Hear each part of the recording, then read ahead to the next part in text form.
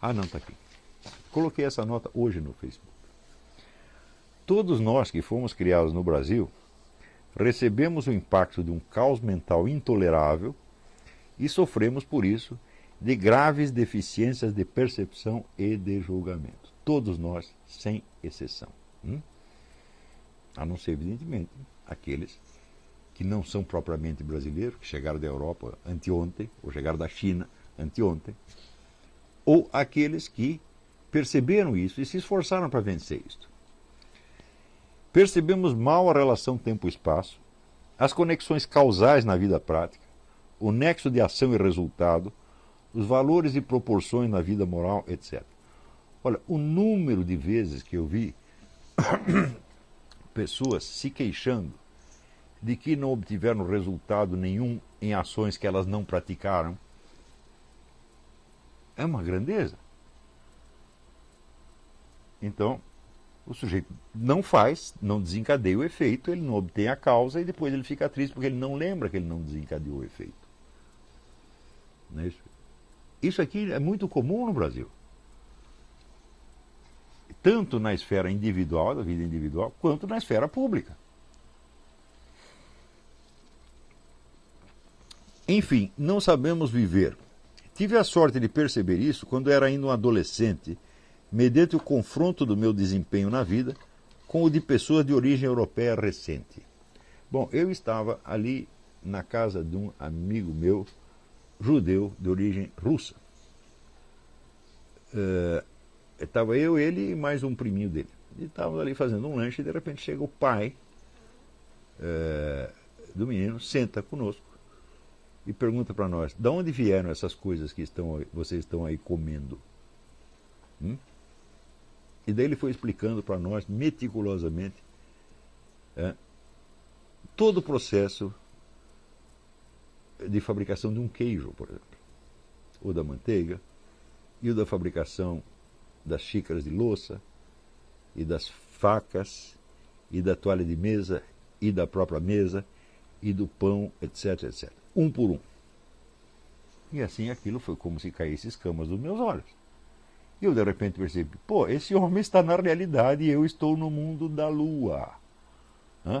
Porque eu estou aqui mexendo com coisas que eu não tenho a menor ideia do que são, e que para mim me parece que a gente colhe em árvores, você estende a mão e pega uma xícara, pega uma faca, pega uma mesa, uma toalha de mesa, tudo apareceu por mágica. E esse homem estava num plano onde as coisas tinham uma origem, que era, por um lado, a natureza, a presença do universo físico, e o trabalho humano que havia transformado isso aí naqueles objetos que nós estávamos percebendo. E este é o coeficiente de veracidade do marxismo. Para aí, não vai além disso. Tá certo? Porém, isso para mim foi um choque de realidade. E eu percebi que só algumas pessoas tinham esta noção densa da realidade. Realidade que se constitui de uma presença física e de uma ação que se desempenha ali e que é o tecido da nossa própria vida. Só algumas pessoas tinham essa noção e todas essas pessoas eram de origem europeia recente. Então, ou o pai tinha vindo da Europa, ou a própria pessoa era de origem, era húngaro, era russo, era alemão, alguma coisa assim. E falei, eu não vi um brasileiro que tivesse isso. Então,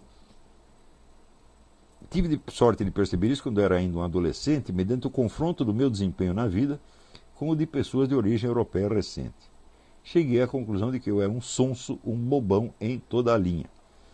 Fiquei estarrecido e comecei um trabalho de autorreforma que levou mais de 20 anos. Até hoje me impressionam a inépcia, a falta de sentido prático dos brasileiros, não raro mal compensadas por alguma habilidade profissional específica. Por exemplo, o sujeito é um empresário e investidor, sabe fazer dinheiro e se gaba de ser, por isso, um homem prático, mas não sabe resolver conflitos domésticos banais ou planejar suas férias sem transformá-las num pesadelo, e assim por diante. Por exemplo, surge um conflito entre o filho e a mãe, e o pai não sabe botar aquilo. Pergunta para mim se isso acontece. Surge um problema aqui entre o filho e a mãe, Se eu levar mais de 1 minuto para resolver isso, eu sou a besta quadrada. Eu resolvo e pacifico a coisa na hora, porque eu sei como funciona, meu Deus do céu. No entanto, os homens práticos são empresários, são generais de exército, são investidores, são políticos, tomam grandes decisões, acham que são homens práticos porque têm o domínio da prática na sua profissão específica, mas não tem na vida.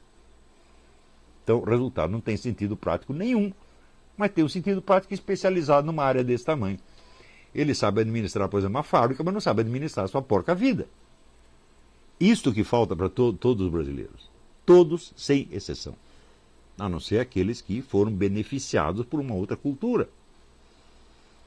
Eu digo que foi nos Estados Unidos, em 1986, que pela primeira vez eu percebi que algum problema prático tinha solução. Por quê? Porque no Brasil eu nunca tinha visto ninguém resolver nenhum problema prático. Juro para vocês, tudo quanto era problema que aparecia virava uma desgraça, uma tragédia. E de repente você via aqui pessoas que, peraí, vamos pensar como é que a gente faz. Dá para fazer assim, dá para fazer assim, dá para resolver.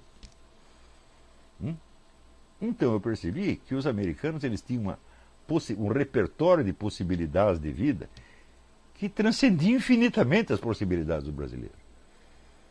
Então eu vi, bom, na América é o lugar do possível e no Brasil é a terra do impossível. Tudo fica impossível. Por exemplo, eu vivo convidando pessoas para vir para cá. Vem passar um tempo aqui.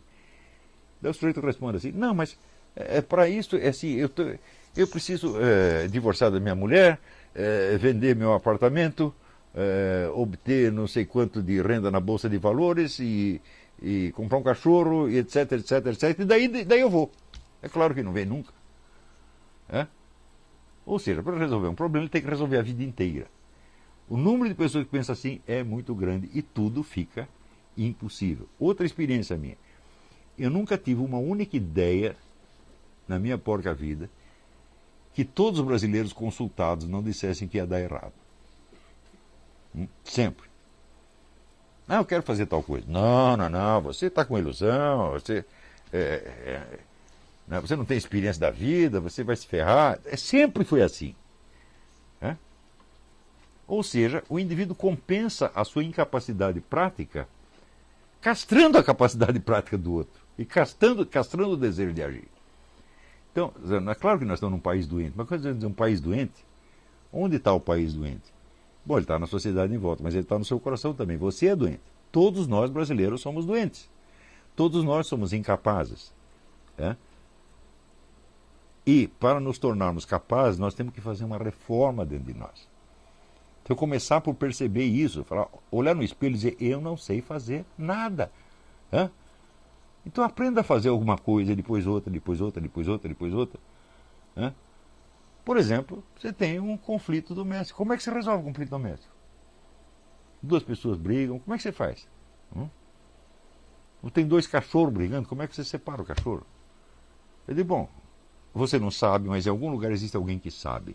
Existe uma tradição, uma cultura, onde houve um aprendizado que foi passado de geração em geração. Então, aquilo que você não sabe, alguém sabe. E procurar isso chama-se adquirir cultura. Mas acontece que no Brasil, cultura é uma coisa, a vida prática é outra. Então, é um problema kantiano. Entende por que é um problema kantiano? Como que eu faço para resolver uma coisa sem saber resolver essa coisa? E sem adquirir o conhecimento disso? Como eu faço para eu enxergar sem enxergar? Como é o mundo, como seria o mundo percebido se não fosse percebido? É uma pegadinha infernal, absolutamente infernal. É o Zenão de Eleia de novo, gente. Então, quanto mais fragilizado um ser humano está, mais facilmente ele cai nessas pegadinhas zenonianas. E isso torna a sua vida impossível. O sonho da minha vida, se eu pudesse pegar cada pessoa e mostrar tudo o que ela pode fazer, toda, vamos dizer, a inteligência que ela tem, o poder que ela tem, a criatividade que ela tem, eu faria isso. Mas eu só posso fazer com um número pequeno de pessoas e mesmo assim eu tenho dificuldade. Mas eu sugeriria o seguinte, eu tive a sorte ou a esperteza, sei lá, de não me projetar como formador de opinião antes de aprender e vencer essas inúmeras dificuldades correspondentes às camadas 6 e 7 da personalidade. Pensem nisso antes de passar pito nos seus amigos por alguma opinião que lhes pareça errada. Gente, eu só comecei a dar palpite publicamente com 40 e tantos anos. Não passei pito em ninguém antes. E quando eu passo pito, bicho, é assim, é com toda uma experiência de vida atrás, experiência muito densa. Eu vivi 20 vidas. Eu passei por coisas que as pessoas não conseguem nem imaginar. E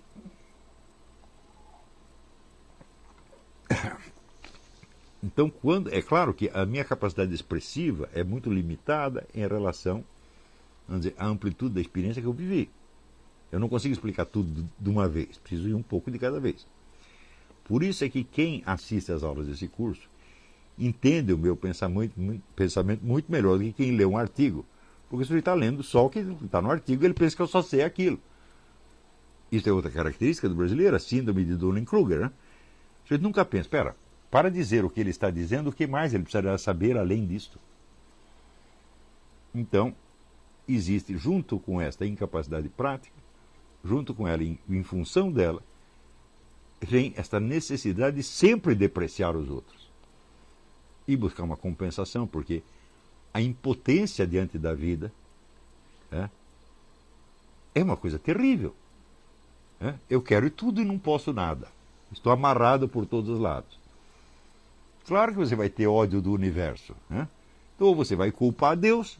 Mas culpar Deus não posso, porque eu sou católico, etc. Então você vai encontrar alguém para você criticar, para você falar mal, para você esculhambar. Então é uma compensação. E o caranguejo no balde. O caranguejo está saindo do balde, o outro puxa. Ele vem para baixo. Então vir uma tragédia. Tudo isso, gente, é superável. Mas o único que precisa saber, olha, quando você é novinho, tome consciência de que, primeiro, você é incapaz. Segundo, você é anormal. Pessoas normais não existem no Brasil, porque não tem norma. Não existe um padrão de normalidade no Brasil. Existem padrões de normalidade grupais. Onde você, para ser considerado normal, você precisa se ajustar à loucura daquela turma em particular. Mas um padrão de normalidade que seja reconhecido na sociedade não existe, simplesmente. Em outros países existem. Chega aqui nos Estados Unidos, todo mundo sabe o que é um negro normal ou anormal. E quando vê que o negro está normal, eles falam, you need help. Qualquer um percebe isso quando o sujeito need help. No Brasil tem camarada totalmente louco, está louco há várias décadas. E ninguém percebe que o negro está louco, porra. Então, tem uma pergunta aqui.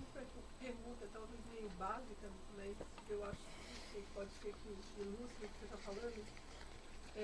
Você acha que para superar essas barreiras, um bom método de autossuperação seria você passar a adquirir gosto pelos desafios ao invés de...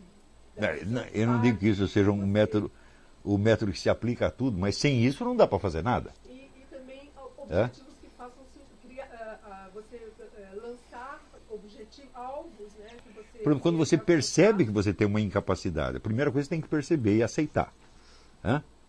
Por exemplo, vamos supor, você é covarde.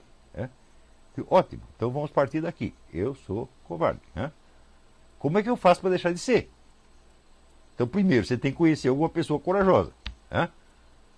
E em vez de você odiá-la porque ela é melhor que você vai ter que aprender com ela, pô. E enfrentar situações E enfrentar situações. A pessoa, se ela não se testa, Claro. Eu, quando era adolescente, eu tive um grande professor de coragem, que era um amigo meu, que era um gaguinho.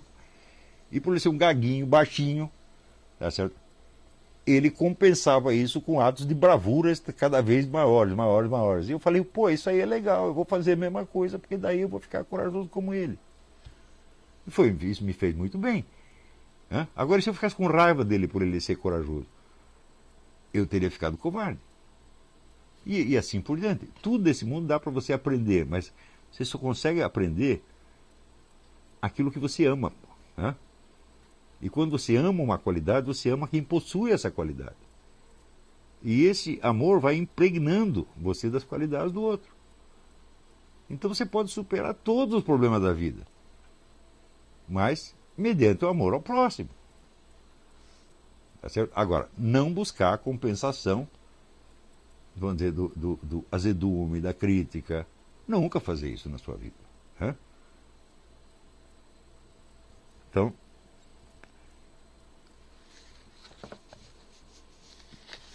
pense assim, eu só vou passar pito em alguém quando eu tiver vencido essas coisas. Quando eu tiver certeza de que, agora eu consegui a minha sanidade, a minha normalidade, a minha centralidade. Então agora eu sei quem eu sou. Eu tenho um centro. Quando eu falo a palavra eu estou muito consciente do que eu estou falando. Não uso a palavra eu à toa. Quer dizer, quando eu falo eu, estou falando toda a minha história, a minha evolução, a minha autoconsciência, a minha presença diante de Deus quando me confesso. Estou falando tudo isso. Então eu quer dizer alguma coisa. Eu vou dizer, bom, agora eu sou alguém. Talvez ninguém saiba, mas eu sou. Então você tem essa presença para você mesmo. Então o que você faz adquire peso. E esse peso significa poder. É o poder que você tem perante a vida. Não é o poder que os outros te conferem, como por exemplo quando votam em você para ser presidente da República. Esse não é o poder que você tem, é os outros que te derem. Quando eles não quiserem mais, eles tiram de você, não tiraram do Collor. Isso não é poder real. Poder real é aquele que está com você e vai para o túmulo junto com você. E que você não transfere para ninguém. Então, nós no Brasil, precisamos aprender a ter poder, a vencer as nossas coisas. Então, bom, é isso aí. Então, acho que por hoje já falei até demais, não vou responder pergunta. Eu estou viajando daqui a pouco para encontrar os ursos. E sábado que vem provavelmente não teremos aula. Tá certo? Ou talvez, se der para gravar alguma coisa e colocar no ar, no horário, eu avisarei vocês. Tá bom? Eu agradeço muito ao Rubens Enderle e ao João Emiliano e ao Ítalo Lorenzon. Essas observações foram realmente muito frutíferas, né? Tá certo? Isso aí, essas coisas ajudam realmente a gente a explicar o que queremos explicar. Então, até a semana que vem ou até outra semana. Muito obrigado.